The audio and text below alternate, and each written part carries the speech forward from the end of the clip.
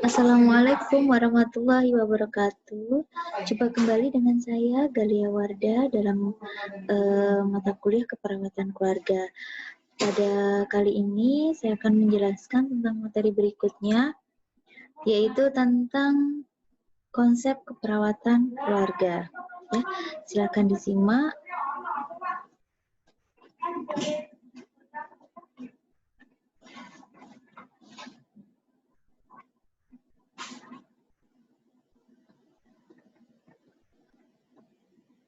Konsep keperawatan keluarga ya.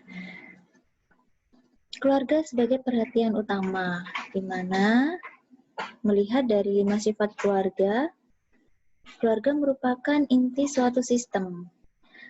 Ya, keluarga mempertahankan fungsinya secara konsisten. Jadi keluarga itu dia menjalankan fungsi-fungsinya itu secara konsisten ya. Jadi kalau misalkan fungsinya fungsi sosialisasi, maka keluarga tersebut harus mampu untuk mengajarkan bersosialisasi kepada anggota, pada anak-anaknya, sehingga mereka bisa siap untuk terjun ke masyarakat secara luas ya. Keluarga juga harus mempertahankan fungsinya, misalkan fungsi ekonomi secara konsisten. Nah, jadi mereka juga harus berusaha untuk memenuhi kebutuhan ekonomi keluarganya, ya baik sandang, pangan maupun papan. Dan mereka berperan sesuai dengan perannya masing-masing. Ada komitmen untuk saling melengkapi, ya, bisa memiliki anak ataupun tidak, itu disebut sifat dari keluarga. Alasan lainnya adalah di mana keluarga menjadi suatu perhatian kita sebagai seorang perawat, di mana keluarga sebagai sumber daya penting dalam menyampaikan pesan-pesan kesehatan. Jadi pesan-pesan kesehatan itu jika kita sampaikan kepada keluarga, itu akan sasarannya kan lebih baik, ya, karena di dalam keluarga itu ada sumber-sumber daya yang mereka dapat menyampaikan ke anggota keluarganya yang lain. Misalkan, kalau kita memberikan suatu penkes di masyarakat, yang hadir adalah masyarakat banyak ya, dan salah satunya adalah anggota keluarga di situ. Nah, misalkan bapaknya ikut penkes, nah belum tentu si bapak itu saat dia pulang ke rumah akan menyampaikan ke keluarganya, seperti itu. Nah, sehingga lebih baiknya adalah kita melakukan kunjungan rumah dan memastikan bahwa bapak itu bisa menyampaikan kepada anggota keluarganya dan membuat pesan itu menjadi sebuah budaya yang wajib dilaksanakan oleh anggota-anggotanya yang lain. Akhirnya akan menjadi suatu kebiasaan ya. Keluarga sebagai satu unit antar anggota di dalam keluarga. Hubungan yang kuat dalam keluarga dengan status kesehatan anggotanya. Jadi hubungan yang kuat ini, misalkan jika ada salah satu anggotanya yang sakit, maka anggota keluarga yang akan ikut merasakan, dan fungsi di dalam keluarga itu juga akan terganggu, peran-perannya juga akan terganggu. Contohnya, jika si ibu sakit, maka peran ibu juga akan terganggu, itu akan berdampak pada anggota keluarga yang lain. Tidak ada yang mengurus rumah, tidak ada yang menyiapkan makanan, gitu ya. Jadi hubungan yang kuat di dalam anggota keluarga, inilah yang akan membuat anggota di dalam keluarga itu harus untuk merawat anggota keluarganya yang sedang sakit dan berusaha untuk agar anggotanya itu cepat sembuh. Nah, agar tidak sakit, mereka juga harus menanamkan pola-pola budaya hidup sehat. Keluarga sebagai penemu kasus lini pertama. Biasanya penyakit-penyakit itu bermunculan dari anggota unit terkecil dalam masyarakat, yaitu keluarga. Suatu penyakit muncul di suatu masyarakat itu bermula dari munculnya penyakit di dalam keluarga, ya. Nah, jadi terus keluarga tersebut dia bisa menularkan ke masyarakat yang lain. Kemudian masyarakat menularkan ke tetangga-tetangganya yang lain, sehingga muncullah penyakit yang menular lebih banyak menjadi endemi, kemudian bisa menjadi pandemi ya. Individu dipandang dalam konteks keluarga sebagai sumber pendukung untuk anggota keluarganya yang lain. Tingkat praktik perawatan keluarga sebagai konteks, di mana individu sebagai fokus pelayanan kesehatan, keluarga sebagai fokus fokus kedua. Keluarga merupakan dukungan terbesar bagi klien ya. Jadi di mana keluarga sebagai konteks ini kita fokus pada individu yang sakit, namun kita tidak menduakan anggota yang lain sebagai sekunder fokus, karena si individu itu kalau sakit, kalau tidak ada dukungan dari anggota keluarganya, dia tidak akan bisa merawat diri, tidak bisa kesembuhannya menjadi lebih cepat ya. Keluarga sebagai kumpulan anggota keluarga individu ya kan. Aspek yang diberikan untuk satu keluarga, lini terdepannya adalah masing-masing pribadi klien. Subsistem keluarga sebagai klien, subsistem keluarga fokus sebagai penerima pengkajian serta intervensi. Keluarga inti, keluarga besar, subsistem keluarga sebagai unit analisis dan asuhan. Nah, keluarga sebagai klien, keluarga sebagai fokus keperawatan secara keseluruhan. Ya, keluarga sebagai lini terdepan, di mana anggota keluarga yang lain sebagai latar belakangnya. Ya, contohnya keluarga sebagai klien adalah keseluruhan, ya, yang jadi tidak hanya satu anggota aja yang menjadi fokus kita, tetapi keseluruhan. Misalkan peningkatan potensi kesehatan pada keluarga si A, keluarga Bapak A. Nah, di sana tidak hanya yang sakit, tetapi seluruh anggota itu kita tanamkan bagaimana berbudaya sehat untuk lebih meningkatkan potensi kesehatan mereka. Ya, jadi kalau kita mau memberikan pendidikan kesehatan atau intervensi, tidak hanya pada satu individu itu sebagai fokusnya, tetapi keseluruhan individu agar mereka bisa membentuk suatu budaya yang lebih luas terkait dengan perilaku hidup sehat. Ya.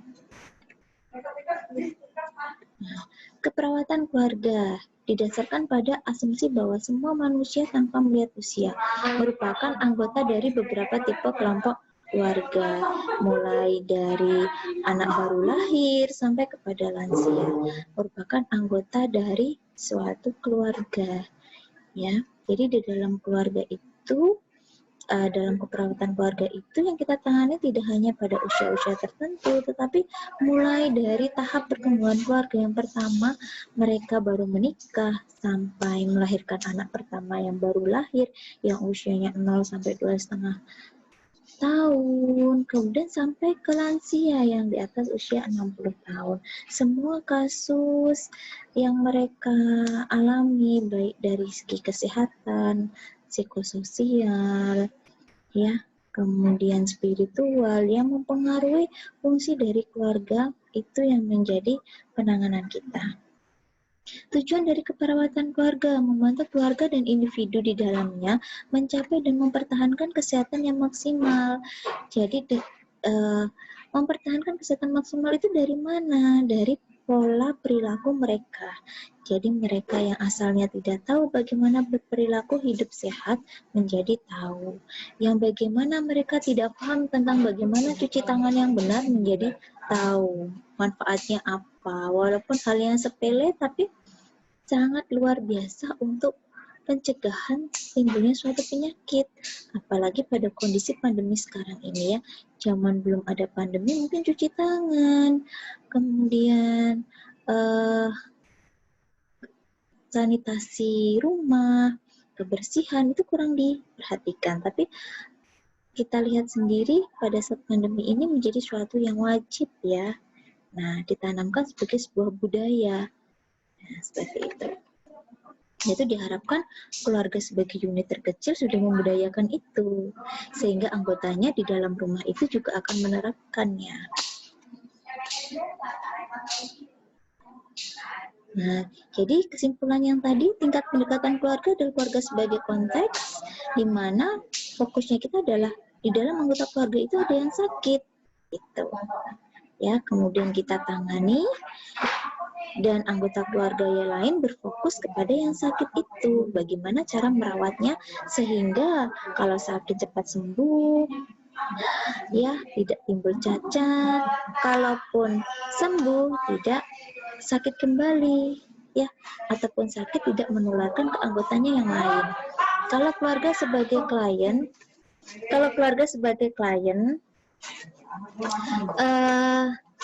berarti di dalam keluarga tersebut fokusnya kita tidak pada individunya, tetapi pada keseluruhan keluarga.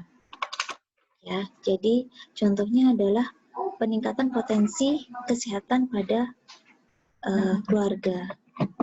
Jadi meningkatkan pengetahuan mereka tentang hidup bersih dan sehat. Ya, fokus utamanya adalah kesehatan dan perkembangan individu dalam keluarga. Kalau keluarga sebagai klien, fokus utamanya adalah pola dan hubungan di dalam keluarga. Oke, selanjutnya adalah siapa itu perawat keluarga.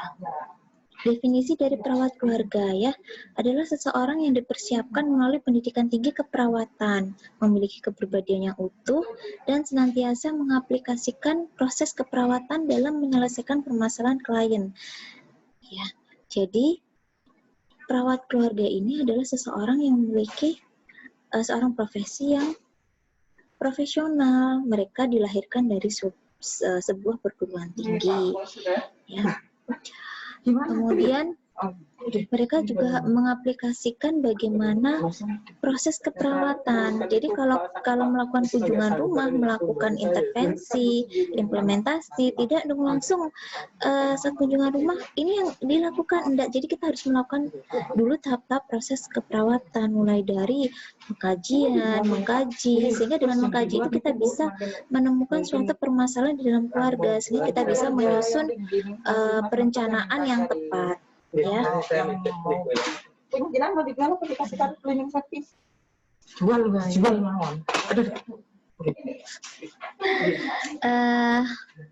Jadi bisa menemukan perencanaan yang tepat.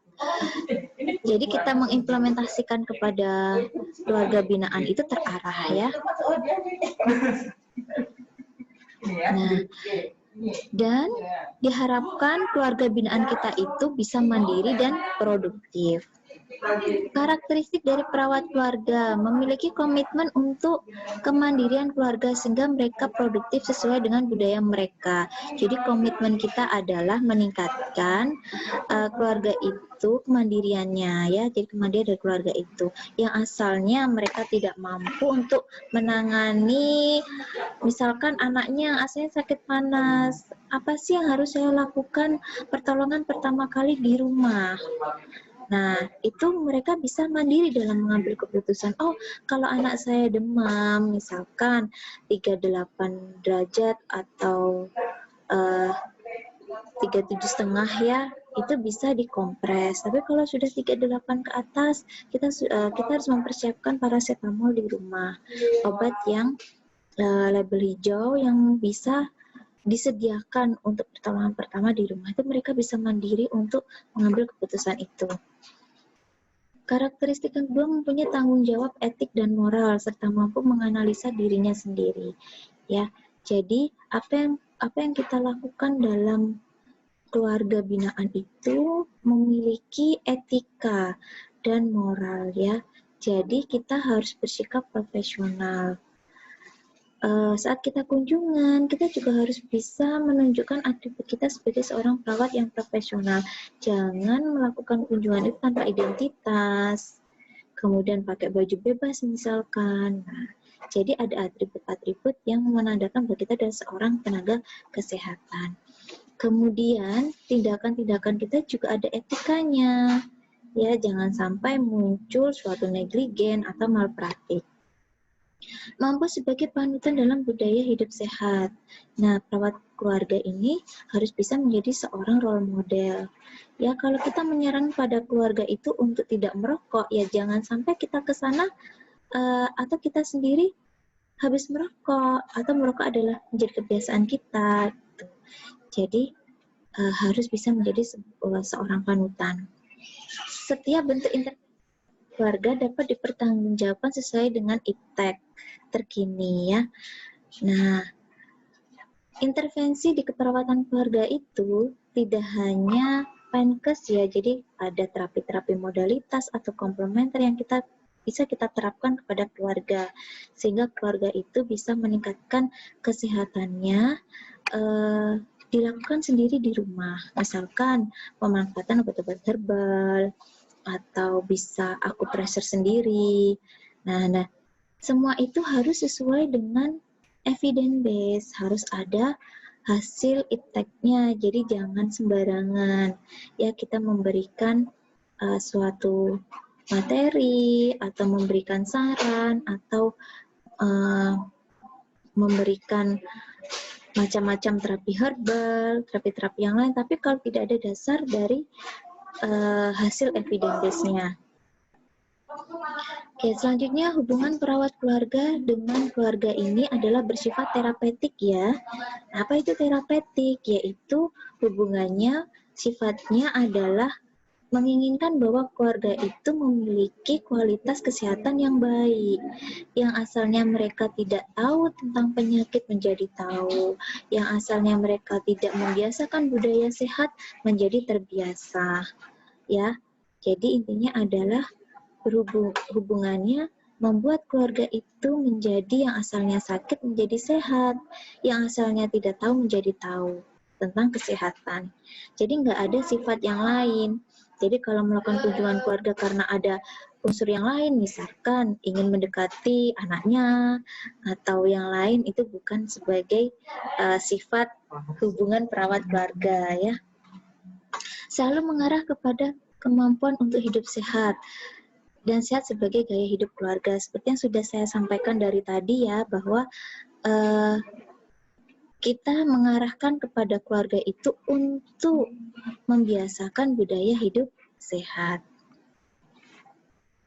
Ya.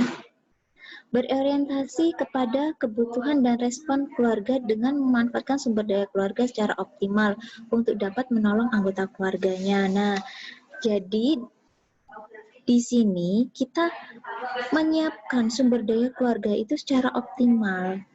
Nah, jadi saat kita kunjungan rumah, kita bisa memilih beberapa anggota keluarga yang kita kita jadikan kader di dalam keluarga itu. Jadi kita bina sehingga sumber daya mereka itu menjadi lebih baik. Yang mereka tidak tahu tentang kesehatan menjadi tahu, sehingga jika ada anggota keluarganya yang sakit, mereka bisa mengambil keputusan yang tepat, gitu ya. Selanjutnya hubungan dibina berdasarkan saling percaya. Nah, jadi sebelum kita melakukan kunjungan rumah, kita harus membina dulu BHSP. Jadi seperti ini, saat kita melakukan kunjungan rumah, jangan langsung kita menyodorkan askep kita atau langsung melakukan pengkajian, tetapi buatlah satu pertemuan itu untuk membina hubungan saling percaya. Dengan apa? Memperkenalkan diri, menyampaikan tujuan kita, menanyakan persetujuan, apakah mereka setuju atau tidak, gitu ya. Jika mereka sudah percaya sama kita, maka keluarga binaan itu akan welcome sama kita, sehingga apapun informasi yang kita butuhkan akan mudah kita dapat, dan mereka pun akan kooperatif dengan intervensi-intervensi yang sudah kita buat. Menerima situasi dan kondisi keluarga dengan segala keterbatasan dan kelebihannya. Jadi pada saat kita melakukan kunjungan rumah, jangan memilih-milih keluarga. Keluarga itu keluarga yang sederhana. Keluarga itu adalah keluarga yang kurang mampu, rumahnya jelek, kita nggak nyaman di sana. Jangan seperti itu ya. Jadi semua kekurangan dan kelebihan keluarga binaan itu harus kita terima. Misalkan keluarga binaan kita adalah keluarga dengan suku yang keras, saat kita masuk kita dibentak-bentak ya, kemudian omongannya juga kasar, mungkin pernah menyinggung kita. Nah, jangan sampai itu memundurkan niat kita untuk membina mereka. Gitu. Jadi apapun itu harus kita terima. Bekerja sama keluarga dan menghargai struktur serta norma-norma keluarga. Jadi terkadang kalau saat kita melakukan kunjungan, itu kita berbeda budaya, berbeda sudut pandang, berbeda kebiasaan. Nah, itu harus kita hargai, ya. Dan kebiasaan-kebiasaan, budaya-budaya mereka itu yang sekiranya bertentangan dengan kesehatan, itu kita rubah secara perlahan dengan memberikan contoh-contoh yang baik. Atau misalkan mungkin budaya itu tidak hilang, tidak kita hilangkan, tapi kita sisipkan sehingga mereka akan bisa merasakan manfaat mana yang lebih baik budaya mereka atau budaya yang baru kita tanamkan. Ya. Memberdayakan keluarga sesuai dengan tumbuh kembangnya. Nah, seperti materi sebelumnya kita sudah belajar tentang perkembangan keluarga. Jadi, saat kita memberikan intervensi, kita harus tahu ciri-ciri perkembangannya. Nah, sehingga kita bisa memberdayakan mereka. Oke, selanjutnya tugas perawat keluarga. Tugas perawat keluarga ya melakukan pelayanan keperawatan yang paripurna melalui pengkajian untuk mendeteksi dini masalah kesehatan yang dialami keluarga. Ya, tugas berikutnya menegakkan diagnosa keperawatan keluarga yang tepat. Ya, melakukan terapi-terapi keperawatan yang tepat sesuai dengan latar belakang budaya keluarga ya, serta memanfaatkan sumber-sumber yang dimiliki oleh keluarga dan melakukan rujukan. Jadi kalau kita memberikan terapi atau intervensi kepada keluarga, kita harus kenali dulu budayanya. Jangan sampai apa yang kita sampaikan bertentangan. Kalau bertentangan pasti akan ditolak, ya. Terus kita juga harus bisa mengetahui sumber-sumber yang mereka miliki. Jika mereka memiliki sumbernya terbatas, maka kita juga harus memilihkan suatu intervensi sesuai dengan kemampuan mereka. Misalkan jika mereka dari segi ekonominya kurang, maka jangan sampai kita memberikan intervensi itu yang memberatkan, ya, yang memakan biaya banyak. Melakukan evaluasi keberhasilan asuhan keperawatan keluarga bersama keluarga dan anggotanya. Ya, jadi saya tekankan lagi saat kita melakukan askep pada keluarga binaan itu mulai dari pengkajian sampai evaluasi harus mengikut sertakan keluarga. Ya, jadi jangan sampai kita menemukan data-data sendiri, kemudian kita menentukan diagnosa sendiri, merencanakan sesuatu sendiri, mengevaluasi sendiri, enggak. Nanti keluarga itu akan menganggap bahwa masalah itu adalah masalah milik perawat, bukan kesadaran mereka sendiri bahwa keluarga masalah itu adalah milik keluarga. Ya, jadi harus bersama-sama kita diskusikan bersama, kita tentukan bersama dengan keluarga. Memberikan pelayanan keperawatan sesuai dengan iptek keperawatan terkini kepada keluarga baik sehat maupun sakit, ya.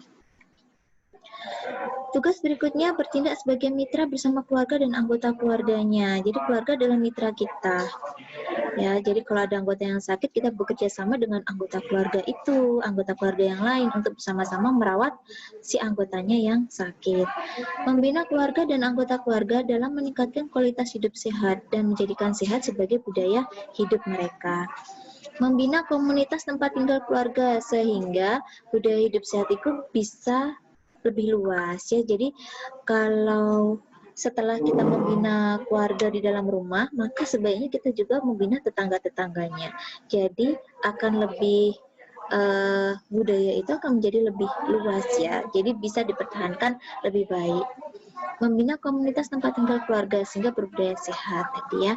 Melakukan preventif primer, sekunder, tersier dalam bidang keperawatan keluarga secara khusus dan keperawatan pada umumnya. Jadi yang sudah sakit biar cepat sembuh, yang sembuh juga tidak kembali sakit, atau yang sehat tidak sakit, ya, ataupun yang sakit dia tidak timbul kecacatan. Nah, kewenangan perawat keluarga menyelenggarakan pelayanan keperawatan keluarga sesuai dengan standar. ASKEP keluarga ya, melaksanakan deteksi dini terhadap respon maladaptif keluarga dan anggotanya sesuai dengan tumbuh kembang keluarga. Terkadang keluarga itu dia tidak sadar kalau di dalam keluarganya itu ada masalah, sehingga dari hasil pengkajian kita bisa mendeteksi dini ada potensial munculnya suatu masalah. Nah, jika kalau sejak dini kita tangani, maka masalah itu tidak akan menjadi lebih besar.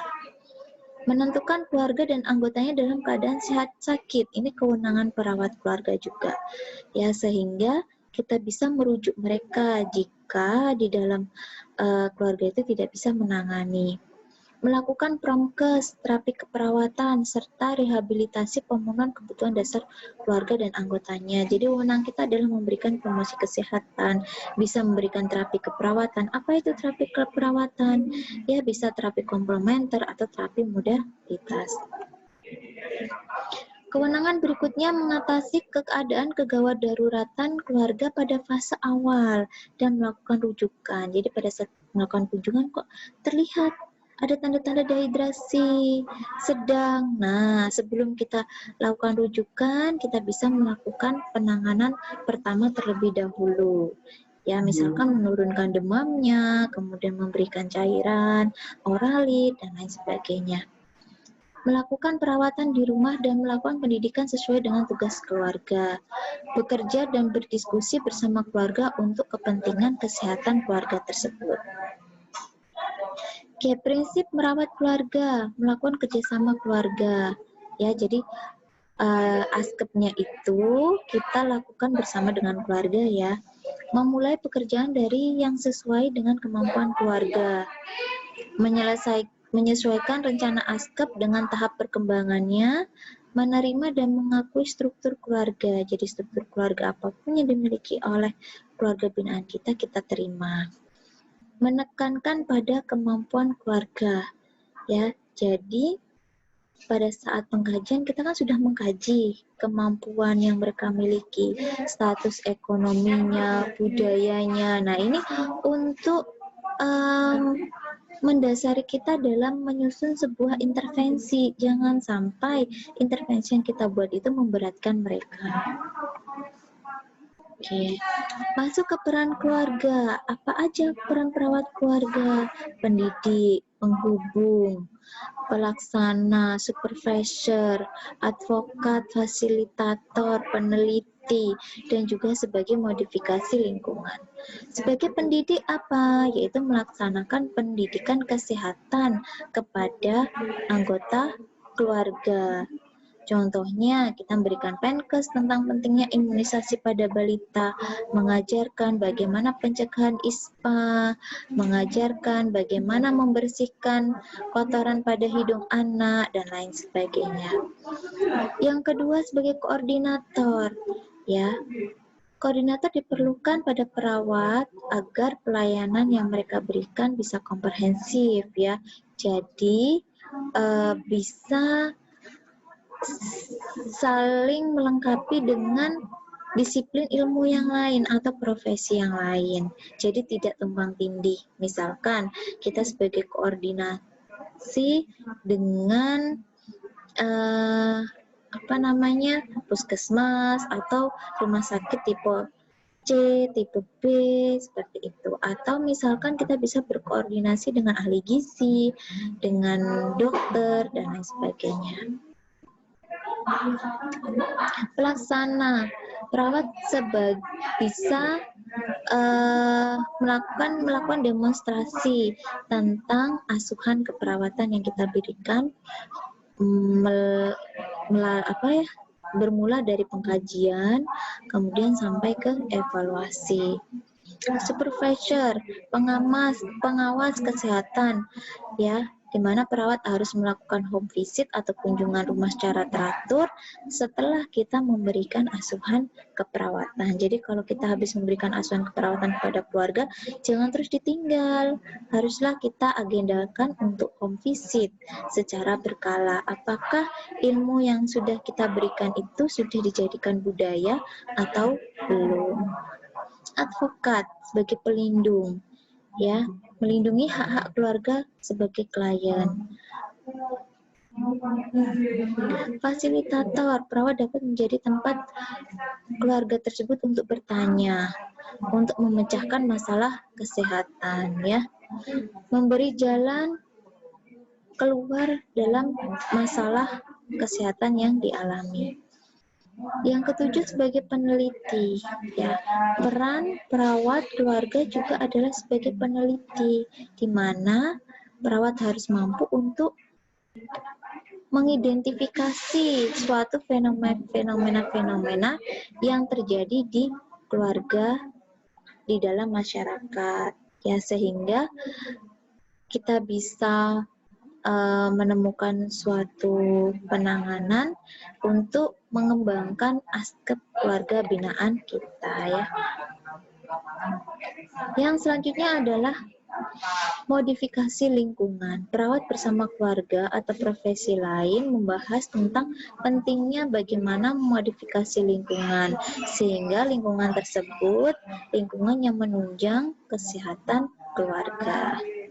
Oke, demikian yang dapat saya sampaikan pada materi ketiga ini, yaitu tentang konsep dari keperawatan keluarga, ya. Silakan disimak. Selamat belajar. Saya akhiri. Assalamualaikum warahmatullahi wabarakatuh.